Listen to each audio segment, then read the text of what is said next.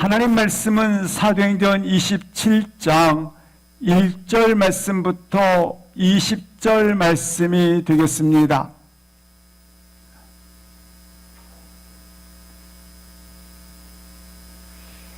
사도행전 27장 1절 말씀부터 20절 말씀 함께 합독하시겠습니다. 우리가 배를 타고 이달리아에 가기로 작정하되 바울과 다른 죄수 몇 사람을 아구스도대의 백부장 율리오란 사람에게 맡기니 아시아 해변 각처로 가려 하는 아드라무떼노 배에 우리가 올라 항해할세. 마게도냐의 데살로니가 사람 아리스다고도 함께 하니라.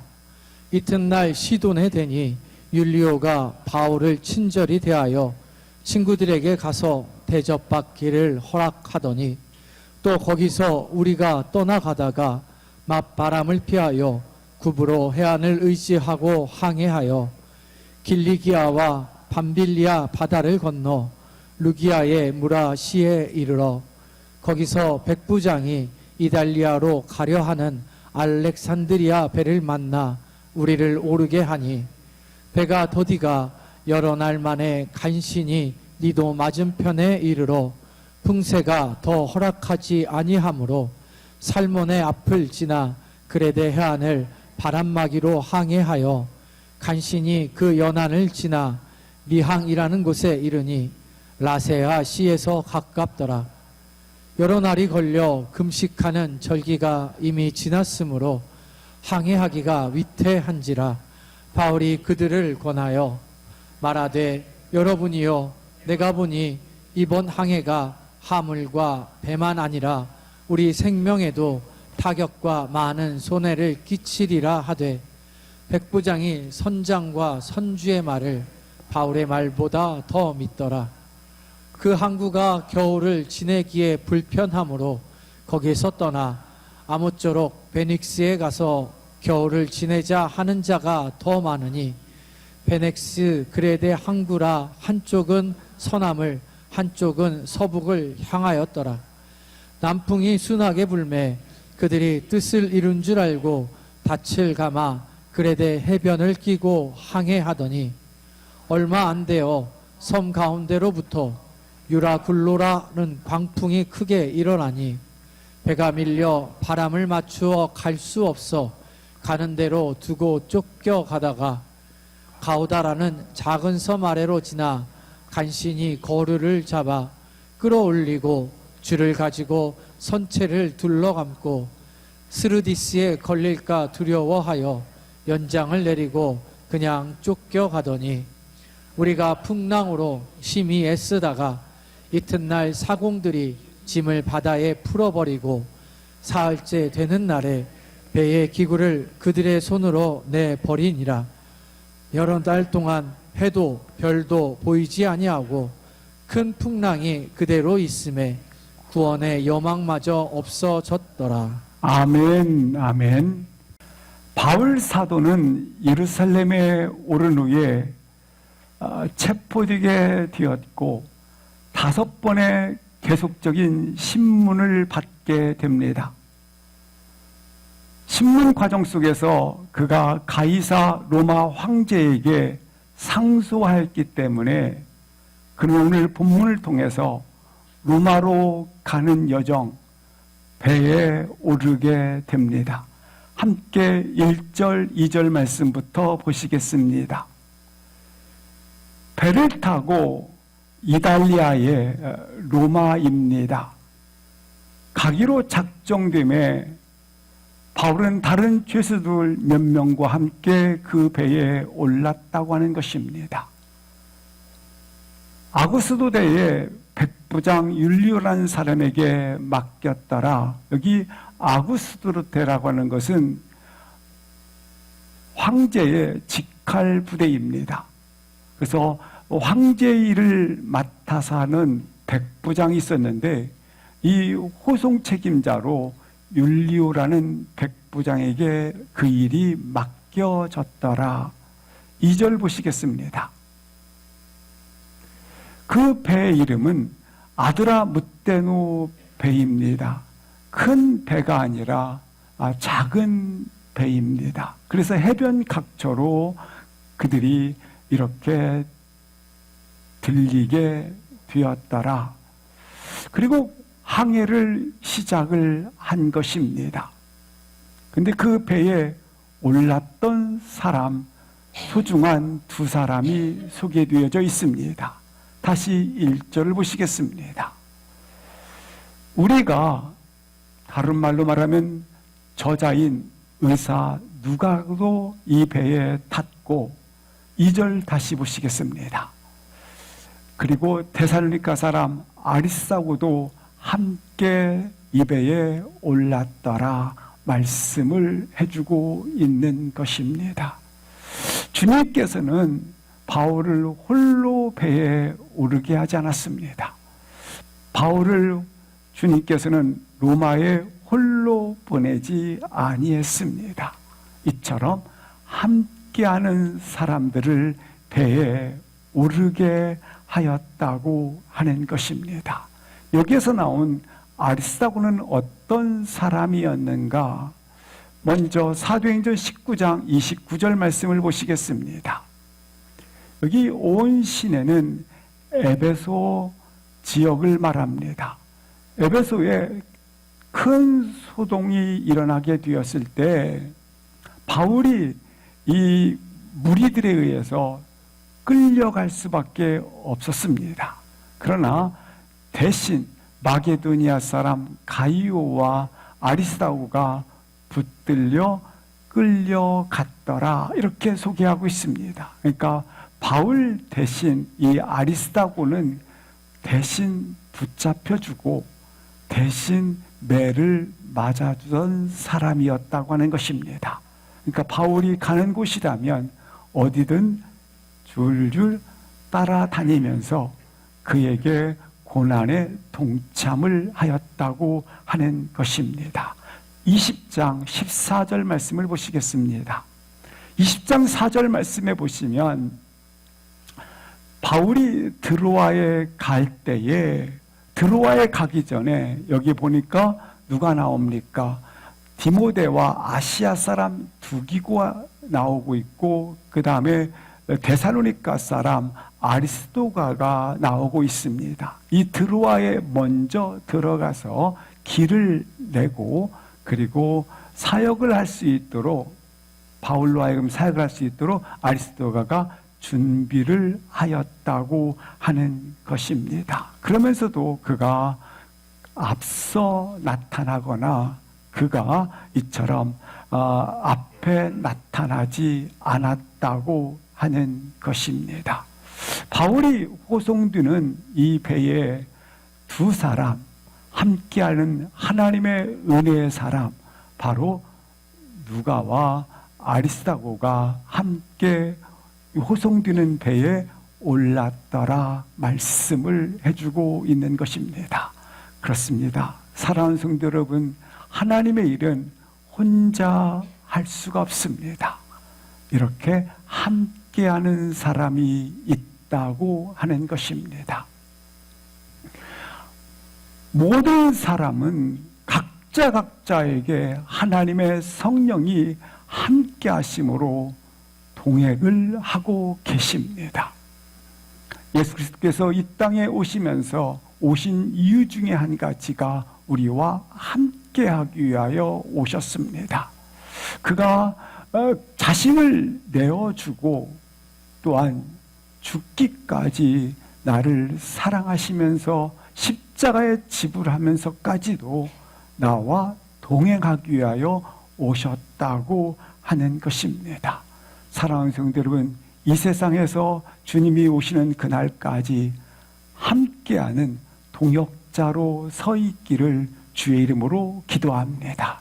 함께 동행자가 있으므로 하나님의 일은 이루어지고 있음을 볼 수 있습니다. 3절을 보시겠습니다. 가이사랴에서 출항을 했고 이 배는 어디에 도착을 하게 되었느냐면 시돈에 도착을 하였더라 시돈에 도착했을 때에 율리우는 이런 친절을 베풀게 됩니다. 친구들로부터, 여기 친구들은 스데반의 핍박이 있었을 때에 그때 디아스포로 흩어진 믿음의 사람들이 있지 않습니까? 그 바울이 여기에 온다는 소식을 듣고 바울을 기다렸던 자들입니다. 그들이 와서 얼마든지 대접받기를 허락하였다고 소개를 해주고 있습니다. 하나님의 은혜와 위로가 있었던 것입니다. 바울에게 두 사람의 소중한 사람을 함께 동행하게 해줬고 동시에 또 하나의 위로가 있습니다. 이처럼 친구들로부터 대접받기를 얼마든지 허락을 하였다라고 하는 것입니다. 아마 이런 대화가 있었지 않을까 싶습니다. 친구여, 어디로 가십니까? 내가 가이사에게 상소했기 때문에 로마의 가이사에게로 재판받으러 갑니다. 힘내십시오. 어떻게 지내셨습니까? 고난의 시기를 거쳤습니다. 사랑합니다. 당신에게 필요한 것들을 내가 함께 나누겠습니다. 마치 천국의 대화가 이루어졌을 것이라고 봅니다. 그렇습니다. 우리 교회에도 간혹 선교사님들도 찾아하시고 어렵게 목회하는 분들이 찾아올 때가 있습니다. 그들에게 집으로 초청되어져서 오늘날은 집으로 초청하는 것이 큰 죄 짓는 것처럼 그렇게 합니다. 초청하시든지 따뜻한 밥 한 끼, 그리고 그들에게 편지 한 통을 써서, 그리고 그들을 약간의 선교비를 함께 나눈다면 그들이 사역하면서 지쳤던 것들, 피곤했던 것들, 힘들었던 것들이 한순간에 다 자유케 되어지는, 오히려 기쁨으로 변해지는 그와 같은 회복을 갖고 용기를 가지게 될 것입니다. 오늘 바울이 그렇습니다. 이렇게 지쳐있지만 이와 같은 위로로 인하여 그의 사역이 용기를 가지는 것을 볼 수 있습니다. 4절부터 보시겠습니다. 시돈에 도착을 했고 이제 시돈에 머물다가 거기를 떠나 구브로 해안 쪽으로, 다른 말로 말하면 구브로의 왼쪽으로 이렇게 항해를 하여 목적지를 향하고 있습니다. 5절 보시겠습니다. 이 배는 길리기아와 밤빌리아로 직행이니까, 다른 말로 말하면 이게 바로 질러서 루기아의 무라에 도착을 하였더라, 이렇게 소개를 하고 있습니다. 6절 보시겠습니다. 무라에 도착해서 그들은 작은 배에서 이제 알렉산드리아 큰 배로 오르게 되었더라, 배를 갈아타게 되었더라. 여기 이달리아로 가려 하는 알렉산드리아 배라고 소개하고 있습니다. 로마로 가는, 그러니까 여기 알렉산드리아에서, 다른 말로 말하면 애굽에서 있었던 곡물들이 많이 생산이 됩니다. 이 곡물들을 실어서 목적지인 로마로 가서 이 곡물들을 판매함으로 수익을 얻고자 하는 배를 말합니다. 그래서 알렉산드리아호에 그들이 배에 옮겨 탔더라, 이렇게 소개를 해주고 있습니다. 7절 보시겠습니다. 그런데 배가 더디 갔다, 이 말은 다른 말로 배가 지금까지는 순조롭게 진행이 되다가 항해가 순조롭게 이루어지지 못하고 배는 속도가 너무 느려서 더디 가서 여러 날 만에 간신히 니도 맞은편에 이르렀더라, 이렇게 소개하고 있습니다. 근데 니도에서 여기 풍세가 허락하지 아니하므로 살몬의 앞을 지나 그레데 해안을 바람 맞은편에 이제 그 살몬의 앞을 지나지 않습니까? 맞은편에 지나서 그레데 해안을 바람막이 방패 삼아서 남쪽 해안 도시인 남쪽으로 이렇게 해안을 끼고 돌아서 오른쪽에 있는 8절 보시겠습니다. 어디에 이르렀냐면 미항이라는 곳에 이르렀더라. 이 미항이라는 곳은 나세아 시에서 가깝게 있었던 미항이라는 항구 도시에 도착을 하였더라. 이렇게 4절부터 8절까지 자세하게 상세하게 기록되어져 있습니다. 본문에서 볼 수 있는 것처럼 왜 누가 저자는 이처럼 상세하게 지명들을 기록하고 있는가, 자세하게 기록하는가 이유가 있습니다. 누가는 사도행전을 기록하면서 그가 늘 기억하고 있는 것이 있습니다. 그것은 바로 예수님의 걸어오셨던 발걸음입니다. 예수님께서도 예루살렘에 오르셔서 그의 발걸음이 놀랍게 골고다에 오르는 길을 걸어가게 되십니다.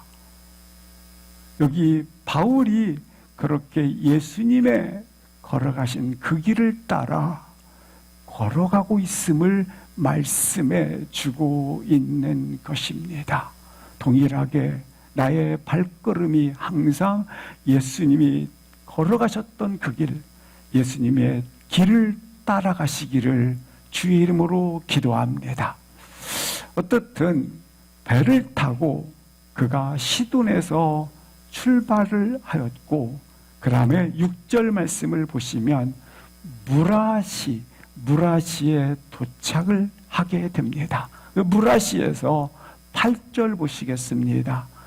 그가 배를 타고 미항이라는 곳에 정착을 하였더라. 미항이라는 곳에 도착을 하게 된 것입니다. 9절부터 보시겠습니다. 미항이라는 곳은 항구 도시입니다. 항구 도시인데 이 미항은 아주 작고 초라한 곳입니다. 미항이라는 곳은 작고 초라하지만 동시에 여기서 머문다고 하는 것은 경제적 손실이 아주 큽니다. 여기 배는 분명히 경제적 이득을 얻기 위해서 출항을 한 배가 아니겠습니까? 그러나 미항이라는 곳에서 자기의 모든 경제적 손실이 오기 때문에 그들은 이곳에서 빨리 벗어나고자 하는 마음을 가지고 있었던 것입니다. 그래서 바울이 그런 가운데 이렇게 권면을 9절에서 합니다. 여러 날이 걸려 금식하는 절기가 이미 지났다. 이것은 뭘 얘기하냐면 지금 계절적으로 11월이 지났기 때문에 겨울이 되었다라는 걸 말하는 겁니다. 겨울 지났다. 11월이다 지금이. 그래서 그들에게 권합니다. 항해가 위태롭다. 무리하지 말자. 여기서 머물자. 미항이라는 곳에서 머물자. 이렇게 제안을 하게 됩니다. 10절 보시겠습니다. 만약에 항해를 하게 된다면 부형들이여 기억하십시오. 화물과 배 그리고 우리 생명까지도 타격과 많은 손해가 있을 것입니다. 많은 손해를 미치게 될 것입니다. 12절 따라서 12절 말씀을 보시겠습니다.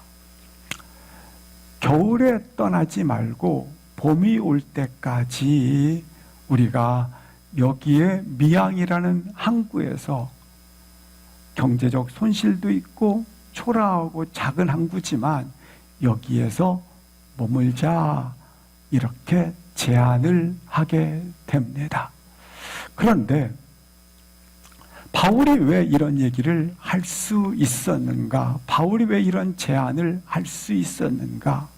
바울은 2차, 3차 전도행을 통해서 바로 이곳을 11차례 항해한 기록이 있습니다.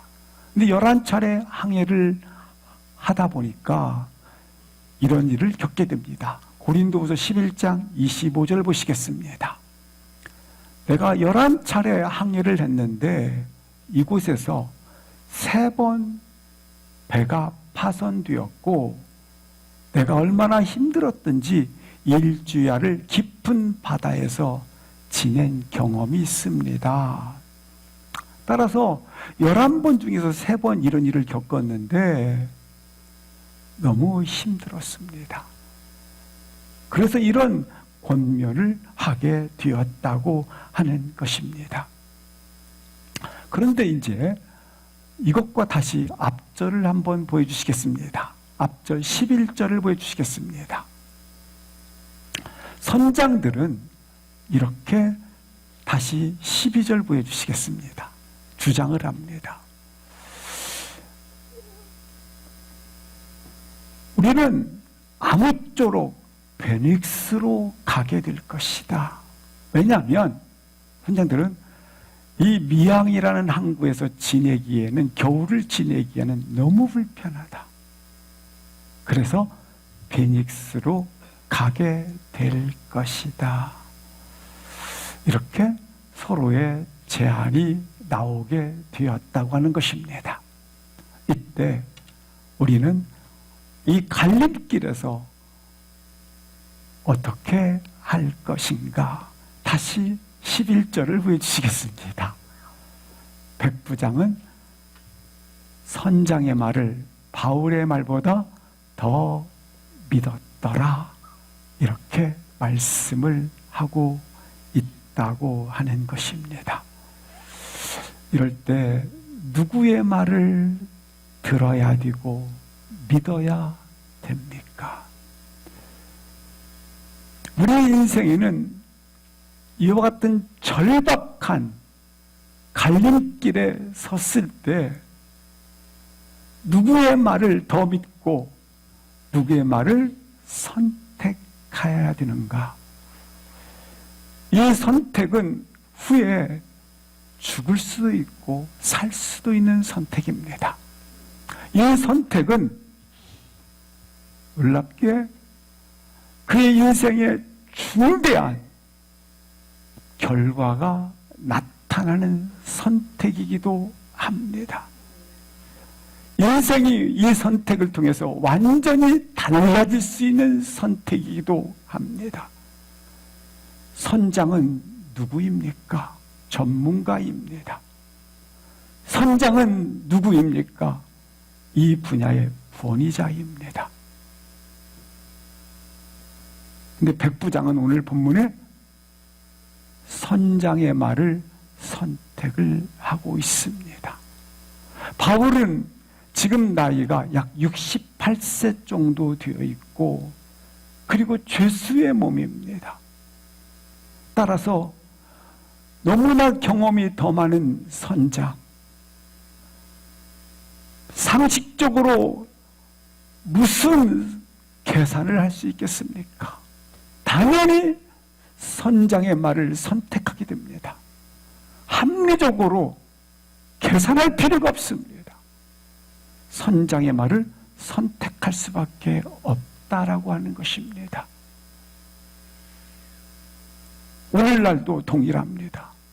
선장처럼 전문가들이 선택한 것을 따라 길을 가고 있지만 이 시대가 마치 길을 잃어버린 방향 없는 길을 걸어가고 있는 것처럼 비춰지고 있습니다.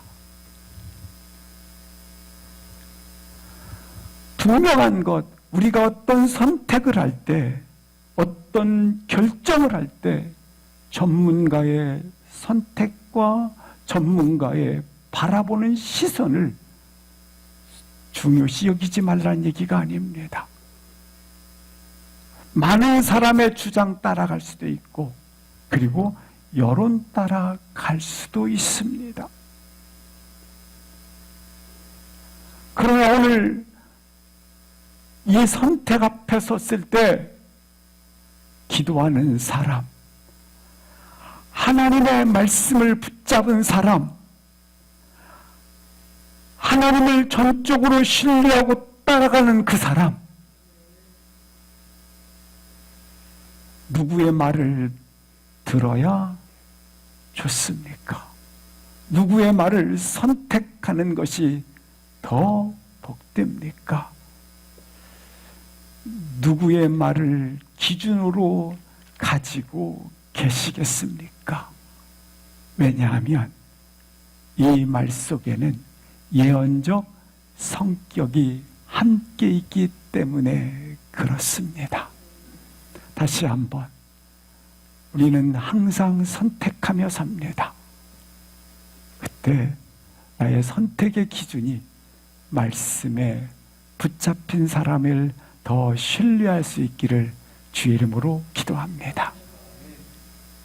그래서 결국 베닉스라는 곳에 아무 토를 달지 못하고 선장의 선택에 따르기로 결정을 하게 됩니다. 누구도 반대할 수 없지 않습니까? 배는 출발을 합니다. 13절 보시겠습니다. 배가 출발을 하자 배 뒤편에서 순한 남풍이 불기 시작을 합니다. 그러자 뜻을 이룬 줄 알고, 드디어 내가 계획한 대로, 내가 시작한 대로 됐다, 이룬 줄 알았습니다. 어찌 보면 다급한 결론이 되는 거죠. 다급한, 마치 성급한 판단이 됩니다. 어떻든 배는 순풍을 달고 드디어 그는 해변을 끼고 항해를 하기 시작을 합니다. 항해한 지 얼마간의 시간이 지납니다. 14절 보시겠습니다. 항해한 지 얼마 안에 시간이 되었을 때에 갑자기 섬 가운데로부터 유라굴로 광풍이 크게 일어나게 되었다. 갑자기 발생한 유라굴로 광풍은 바로 북동풍을 말합니다. 그래서 차갑고 강력한 회립바람을 말합니다. 이 광풍이 크게 갑자기 불어닥치자 이 배는 속절없이 제어 불능 상태에 빠지게 됩니다. 그래서 15절 보시겠습니다. 배가 밀려 바람을 맞출 수가 없어요. 북서쪽으로 가야 되는데 북서쪽으로는 가지 못하고 바람에 밀려 마치 가는 대로 두고 바람에 쫓겨가듯이 표류하기 시작을 하였다. 이렇게 말씀을 해주고 있습니다. 다시 한번 앞절 13절을 보시겠습니다. 13절 말씀해 보시면 지금 배 뒤에서 바람이 불어주고 있기 때문에 이 베닉스까지는 약 14km입니다. 따라서 반나절 정도의 시간이면 충분히 목적지에 남풍만 불면 닿을 수 있는 곳입니다. 순풍이 불 때 반나절, 하루길도 안 되는 이 길을 도착할 수 있으니, 뜻을 이루었으니, 역시 전문가, 선장의 선택은 맞다. 당연한 것 아니냐. 밀양에서 출발해서 베닉스까지 남풍이 불어주고 있으면 하루도 걸리지 않는 이 거리를 드디어 뜻을 이뤘으니 목적지에 도달할 수 있을 것이다. 그러나 기억하십시오. 순풍은 영원한 순풍이 결코 아닙니다. 14절 말씀처럼 얼마 안 되어 순식간에 바람이 바뀐 것입니다. 한순간에 바람이 바뀐 것입니다. 유라굴루 광풍, 엄청난 바람이 불어오게 되었다고 하는 것입니다. 지금 무엇을 말합니까? 인생을 말하는 것입니다. 나의 인생이 기대했던 것, 계획했던 것, 예측했던 것, 그래서 잘 가리라. 어느 순간 상황과 여건이 바뀌게 되더라는 것입니다. 그렇게 믿었던 사람이 순식간에 배신하고 떠나더라는 것입니다. 안초가 만났다고 하는 것입니다. 복병을 만났다고 하는 것입니다. 하루길을 이대로만 가면 목적지에 금방 도달할 것 같지만 목적지에 가지지 않는다고 하는 것입니다. 인생이 그렇다라는 겁니다. 인생이 내가 계획 세우고 예측해서 가지만 어떤 인생도 목적지에 가지 못한다는 것입니다.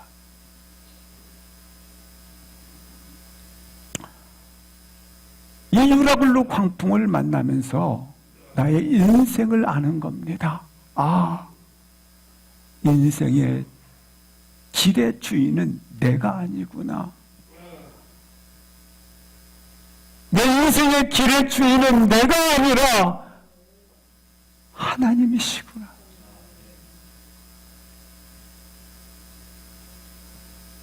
우리 인생을 살면 살수록 인생이란 목적지에 갈 수 없다는 걸 알게 돼요.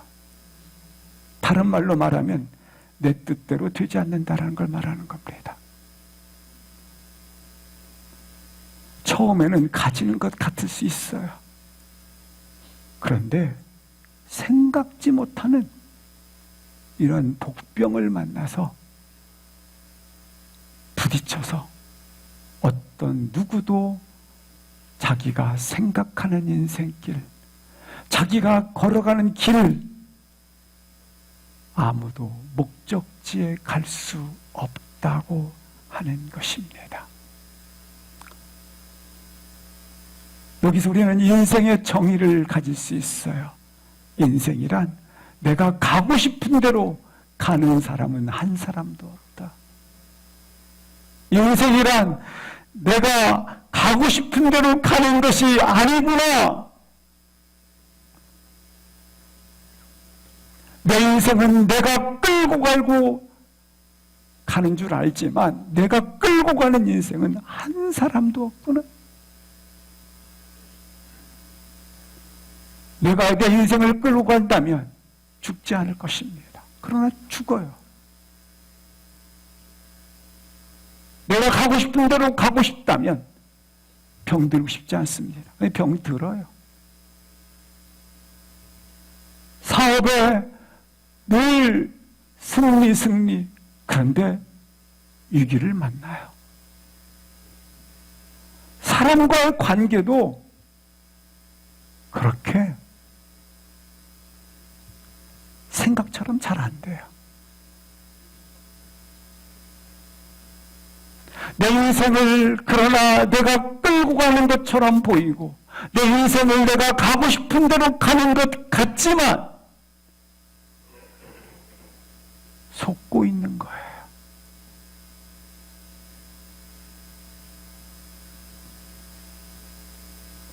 어찌 보면 나이가 들어서도, 아니 죽기까지 속고 있으면서 돌이키지 않는 거예요.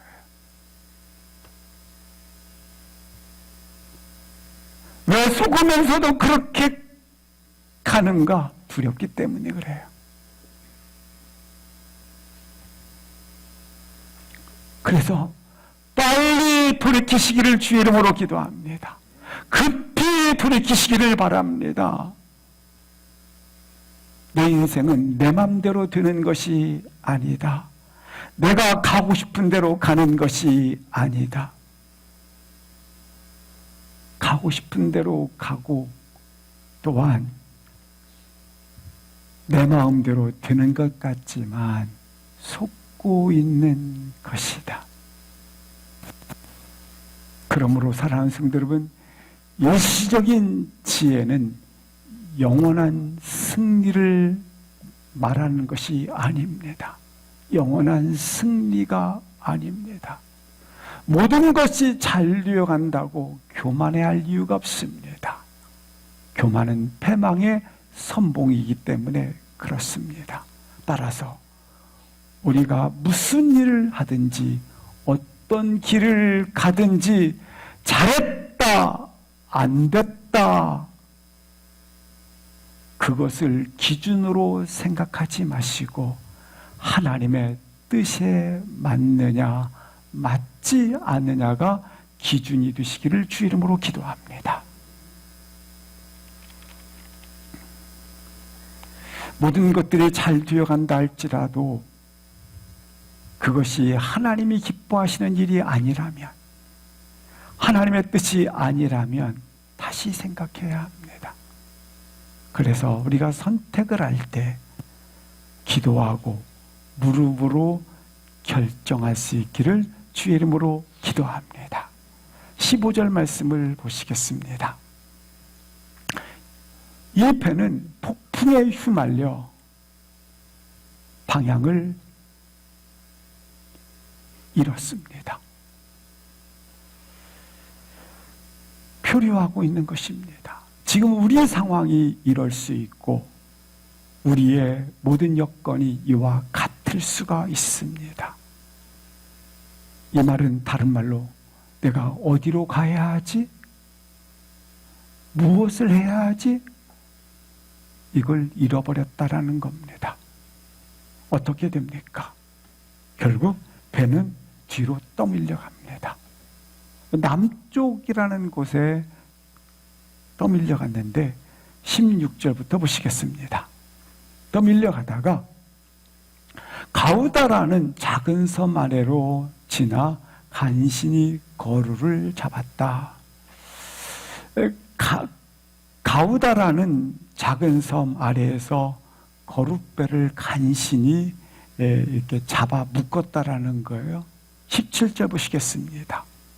혹시 배가 부서질까 해서 줄로 선체를 둘러 감쌌습니다. 줄을 가지고 선체를 둘러 감쌌더라. 근데 선원들이 가장 무서워하는 것이 있습니다. 그것은 바로 스르디스에 걸리는 거였습니다. 여기 모래톱을 말합니다. 그래서 이곳에서 모래톱 때문에 많은 배들이 파괴됐기 때문에 그것을 지금 가장 두려워하고 있는 것입니다. 그래서 배를 가볍게 해야 했습니다. 왜냐하면 무거우면 가라앉을 수도 있고 파손될 수가 있기 때문에 첫 번째 그들은 이렇게 합니다. 두려워하여 연장을 버렸다. 18절 보시겠습니다. 처음에는 연장을 버렸어요. 두 번째 이튿날 짐을 버렸습니다. 두 번째는 화물, 짐을 버렸습니다. 19절 보시겠습니다. 넷째 날에는 그들이 배의 기구들을 버렸습니다. 자, 보세요. 자, 여기 다 지금 나에게서 중요한 것들이에요. 그렇지 않습니까? 다 버렸어요. 다. 첫째 날, 둘째 날, 넷째 날. 20절 보시겠습니다.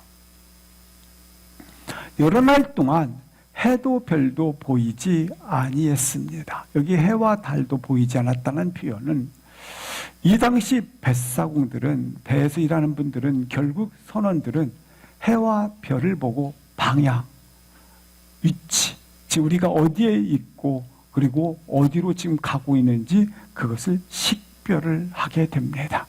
근데 해도 별도 보이지 않았다라고 말씀을 하고 있는 것입니다. 그러니까 여기에 신뢰했던 모든 것들이 이 세상을 살아가면서 신뢰했던 모든 것들이 다 버려졌다라는 겁니다. 근데 여기 그동안에는 해도 별도 보는 건 당연하지 않습니까? 근데 보이지 않는 순간이 되자, 해도 별도 하나님의 은혜가 있을 때 보이는 것, 보여주시는 것, 은혜구나. 이걸 알게 되지 않겠습니까? 그래서 여기 지금 나와 있는 부분들은 하나님을 인정하지 않는 세상 지혜들을 말합니다. 하나님을 의지하지 않는 세상 지혜들은, 이걸 의지하는 자들은 결국 뭐마저 없어졌더라? 큰 풍랑으로 인하여 구원의 여망마저, 소망마저 끊어졌더라. 여기에 버리는 것들을 보시기 바랍니다. 공물을 버렸습니다.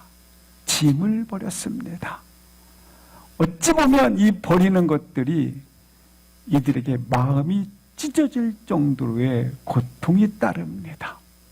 여기 곡물은 어떻게 표현할 수 있냐면 돈다발에 돈다발.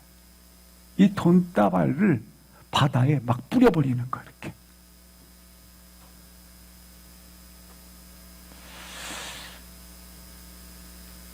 그러나 지금은 어떤 상황입니까?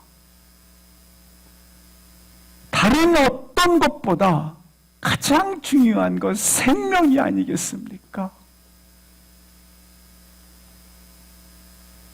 짐을 버리고 공물마저 소중하고 자신이 그렇게 의지했던 것들을 다 유지하고 있으면, 가지고 있으면 배가 꺼져서, 배가 파손되어져 생명마저 잃어버릴 수 있기 때문에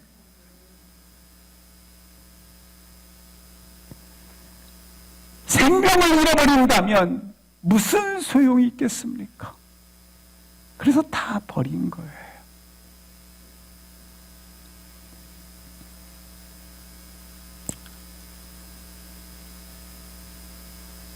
자신들이 그렇게 의지했던 것들,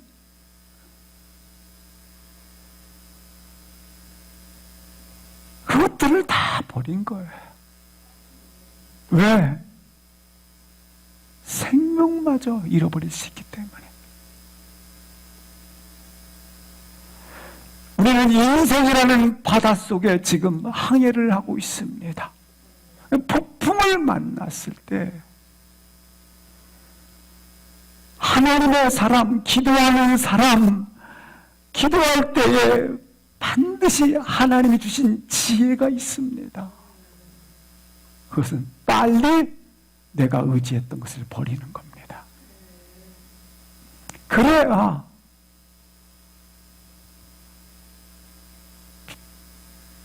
빨리 포기해야 본질을 선택할 수 있기 때문에,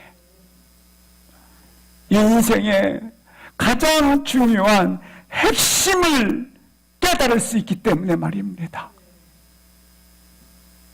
때로는 그래서 이 큰 풍랑이 나의 감사의 제목이 되는 이유가 내 인생의 진정한 핵심, 본질을 선택할 수 있도록 해주기 때문에.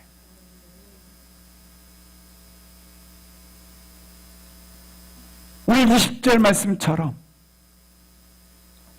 사람들이 구원의 영광마저 소망마저 끊어졌더라. 구원의 영광마저 없어졌더라. 지금 상황은 끝난 건 아니에요. 우리가 잘 아는 표현 중에 끝날 때까지는 끝난 것이 아니라는 말을 자주 합니다. 그렇습니다. 끝나지 않았습니다. 지금 배가 파손된 것도 아니고 배가 가라앉은 것도 아닙니다. 분명히 큰 풍랑은 여전히 불고 있지만 끝나지 않았습니다. 상황이 종료된 것이 결코 아닙니다. 그런데 상황이 종료되기 직전인데도 마음은 소망이 없네.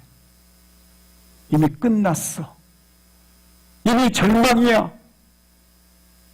이미 아무것도 아니야. 이미 일어설 수 없어. 끝나기도 전에 마음이 먼저 절망하고 마음이 먼저 이렇게 구원의 여망마저 없더라 선언을 하고 있는 것입니다.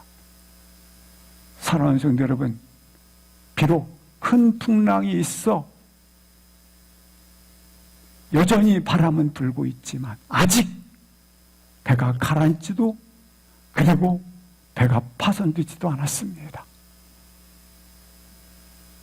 대부분의 사람들은 파손되지도 않았는데 끝났다고 이렇게 마음의 선언을 한다고 하는 것입니다.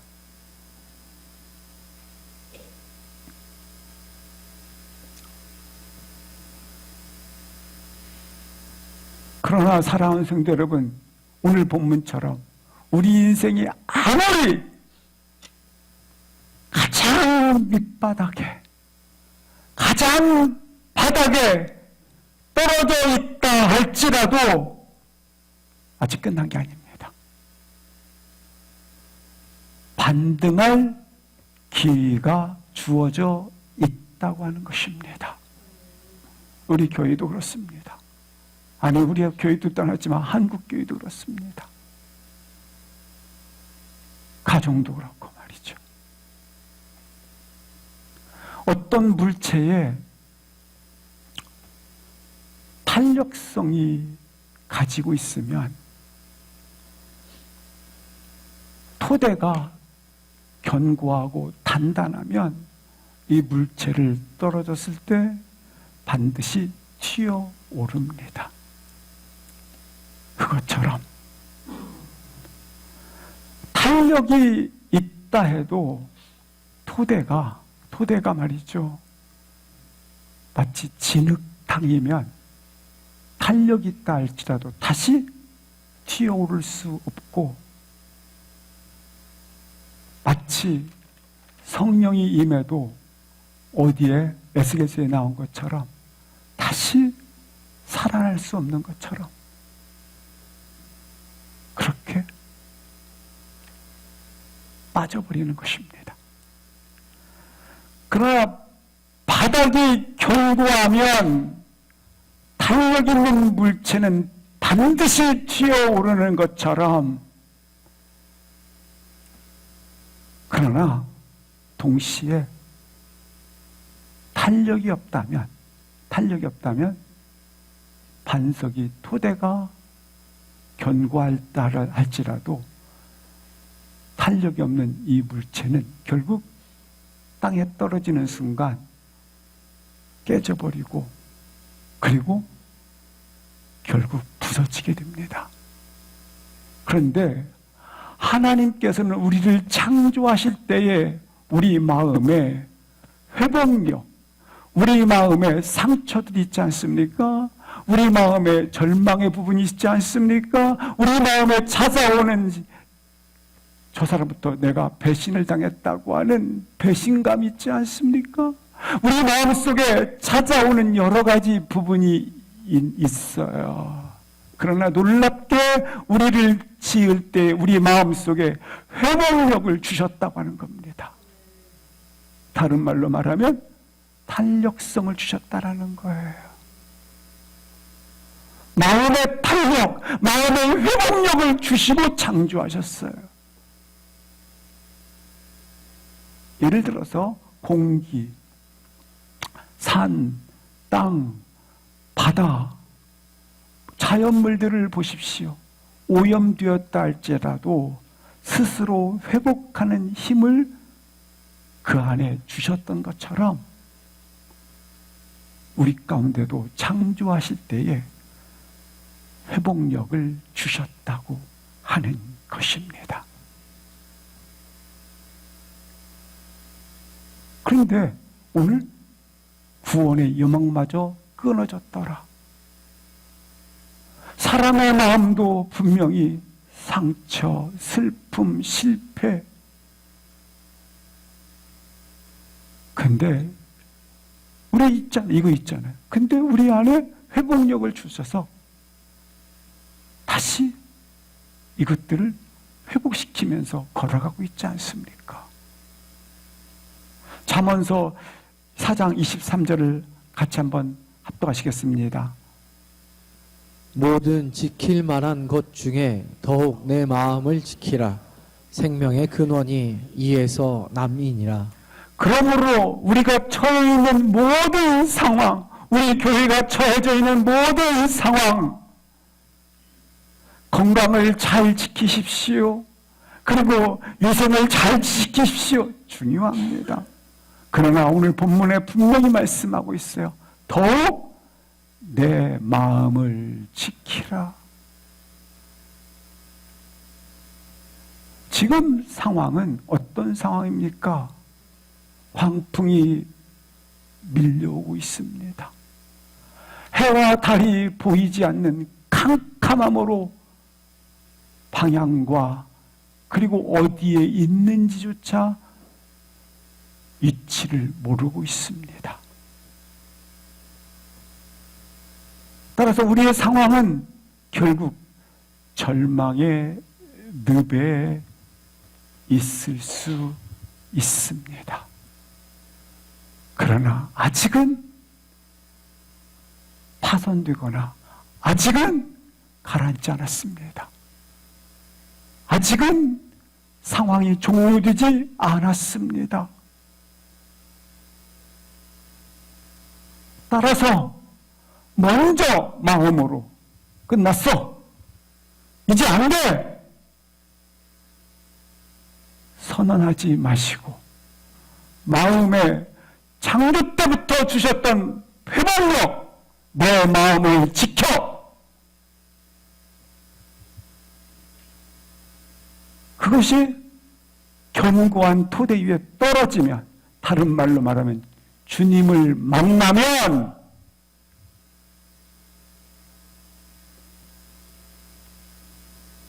마음의 회복력이 힘을 얻어 살아난다라는 거예요.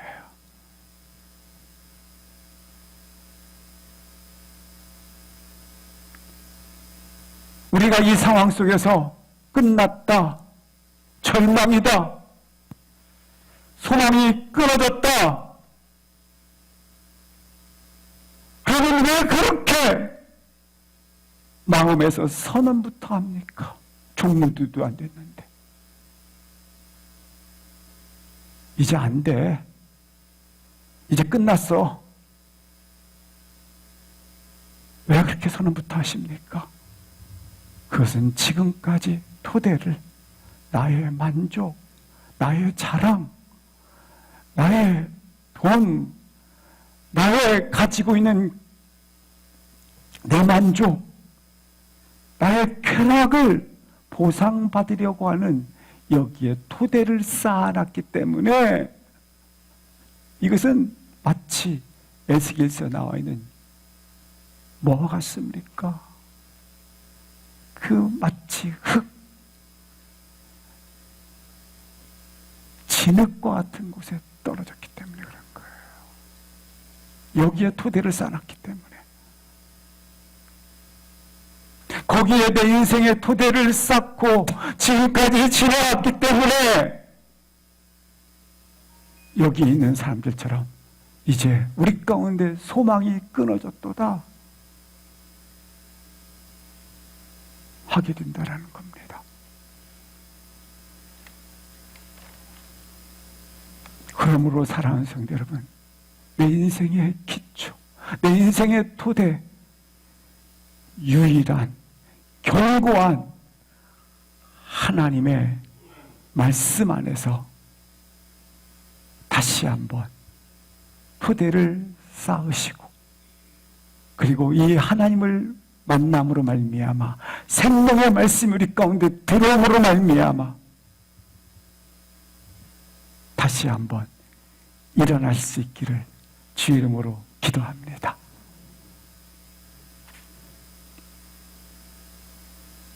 그가 그렇게 돕겠다라는 것입니다. 우리 함께 일어나셔서 찬양하는 가운데 나가시기, 통성으로 같이 기도하시겠습니다.